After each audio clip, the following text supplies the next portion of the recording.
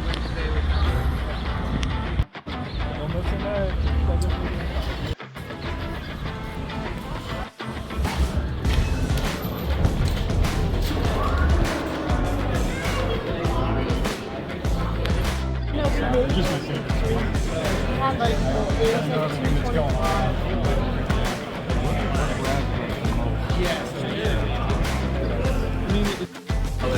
I can't pull on that card anymore. It should be on I just hang up my bed. And we're back from the card show. So I have two piles of cards here in front of me. The pile over here on my left, these are the cards that I picked up at the card show.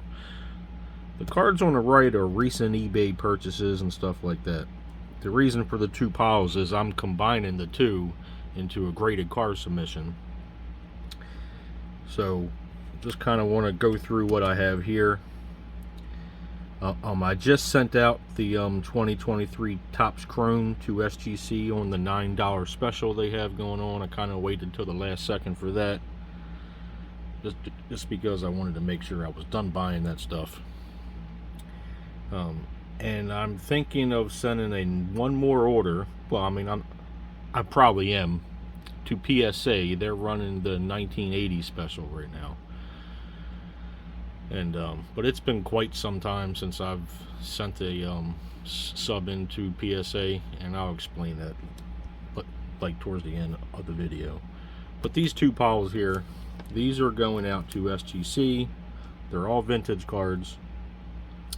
These cards here I just picked up over the last few months or so, like eBay and whatnot and so forth. So to start this off, we have a 1950 Bowman Bob Feller. It's a sweet looking card. I'm going to make multiple piles of cards here, and I'll explain that to you later too. Here we have a 1969 Deco Edge Bob Gibson. Here we have a 1954 Bowman Don Larson rookie card. Pretty sweet there. We have a 74 Harmon Killebrew, 72 Lou Brock.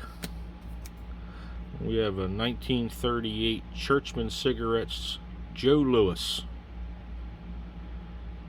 Pretty sweet looking card there. And some of the other stuff, just because I like showing things off. This is a 69 Topps Stargell and a 5. This is a 1948 Bowman Bobby Thompson rookie card. The shot heard around the world. Giants win the pennant. Giants win the pennant. That's a great card right there. And we got a T.O. rookie card. We got a 1970 Milton Bradley Ernie Banks. 2008 Topps Max Scherzer Allen and Ginter rookie. That's in a 9. We got a Dan Marino rookie in an 8. Oops, come back up here. Got a 69 imports of Ernie Banks, 7 of Hearts. This is a favorite of mine, 1950 Bowman Stevie Van Buren. Picked up a Jerry Rice rookie card in a 6. And a 1934 batter up Earl Grace. That's in a 3. Set these off to the side. They're already graded. I'm not cracking them out. Alright, these are the cards from the show. This is your 67 batting laters. I sent this card in with my sub to SGC a few weeks back. If you go back and watch that video, it come back a 3. I wasn't happy with it. So I found this card at the card show. It actually looked more centered than the one that I sent in. I still don't know why the other card got a 3. I mean, I looked over it real good. It had no creases or anything. They must have found something on the computer imaging that I can't see. But picked it up again, so I'm going to send it in, and hopefully it comes back better than a 3 this time. Alright, we got a 77 Johnny Bench, 76 78 Nolan Ryan, Phil Necro. 74 Reggie Jackson. 74 Rod Carew. Go to 70 Tony Perez. 70 Hoyt Wilhelm. 75 Steve Carlton. This is a Ron Guidry looking rookie. I already have this card graded, but the card was sitting there, and I kind of worked it in with this other stuff and got it for next to nothing. So that's another one. 2 Johnny Unitas, 1971. I might look these over, see which one is better. This one has some rougher corners on it. This one has a little bit of paper loss at the bottom, it looks like. Here we have an Archie Manning rookie card. It's 1974. We have 72 RBI leaders. Got Hank Aaron on it. I mean, anything Hank Aaron, I like it. 1973 Stargell. This is a 1958. This is. I don't think this card is maybe not worth grading, because when I was looking it over after I bought it, it had a $10 price tag on it. The bottom corners are frayed on that. I don't know if the card's valued enough for me to send it in. I mean, I'll have to check on eBay and see. For now, this will go in the maybe pile. Red Schoendienst. I hope I say that right. I never could say that right. They got a $5 price tag on this. Same thing. The corners are all worn on this. But this is 1957. That's going in the maybe pile. This is a 1959 Brooks Robinson, who rest in peace, just passed away. There we have an Eric Dickerson rookie card. This is actually an 80s card. I'm going to set this off to the side because that may go to my sub 2M PSA. All right, here we have 1960 Sam Huff. 1972 Gale Sayers. 1975 Roger Staubach. 1960 Eddie Matthews. Yes, I went on a shopping spree at the card show. We have 1972 Oscar Robinson. 1956 Topps Robin Roberts. We have a 1964 Philadelphia Paul Hornung.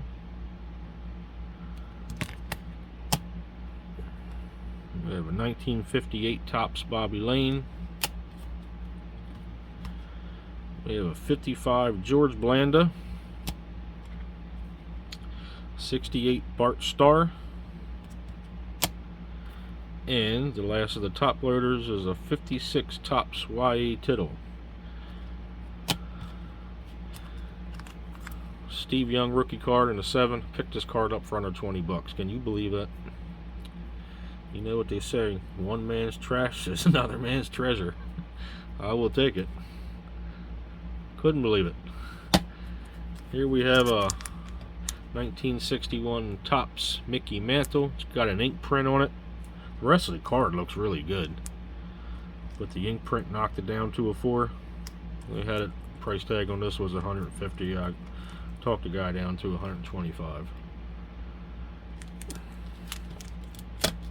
Alright, so the cards that I need to send off to get graded, now I've got to stay under the $1,500 declared value, because as you most of you know, if you go over that, then the cost of cost of grading goes from $15 a card to $40 a card. So I need to stay under that. So I may need to mix some of these 70s like in with some of these. So if there's some of these cards you guys would like to see graded, just put it in the comment section, and ship them out. But I got to stay under the 1500. So I'll probably be breaking these apart in 2 different submissions. But these are the ones that I want to send in. I mean, I'm not going to get them all in at once, most likely. Just run through them one more time. Those are the ones I want to get graded, including that one there. And these 2, I'd like to have them graded too, but they're not high, like in priority.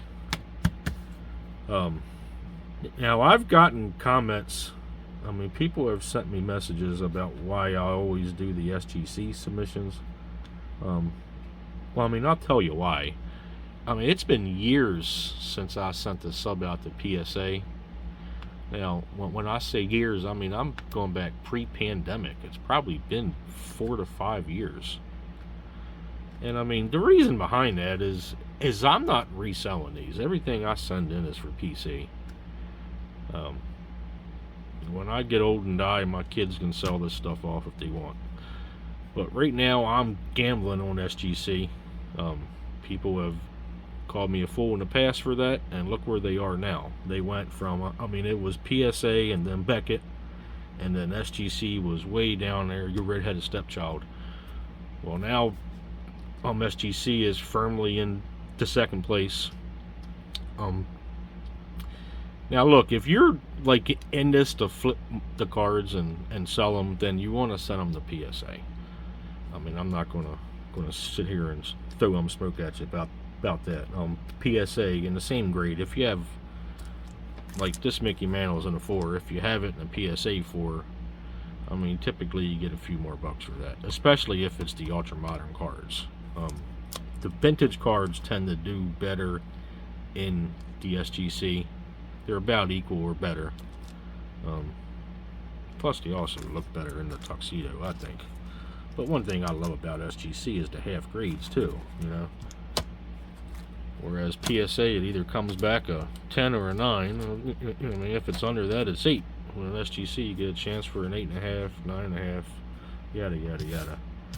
But being someone who's sent into both, like an awful lot, I gotta tell you, I think SGC grades the cards harder. They're harder on the grades. They're way more consistent. And I think people are starting to catch on to that. That's why you see SGC. That and the turnaround time is probably the bigger thing for me. I mean, you send an order out to SGC, it's back at your house in 2 weeks. Whereas PSA, I mean, I know they just opened up on one other store. I want to say it's in Texas. It may not be in Texas. You have to fact check me on that. But I mean, it can take 3 months. I mean, back during the pandemic, they were like over a year. I mean, it was crazy. I mean, they're my cards. I send the cards out. I want them back as fast as I can, you know. But I mean, I'll break it down for you. I mean, look, like if you're in this to make cash quick, I'll break it down to you. The vintage cards you send to, right now, the vintage cards you send to SGC.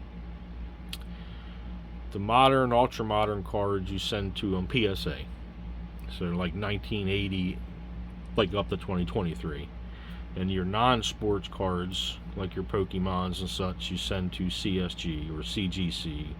They've combined companies. I'm not sure what they're actually calling themselves now, but you tend to get more bang for your buck with those guys.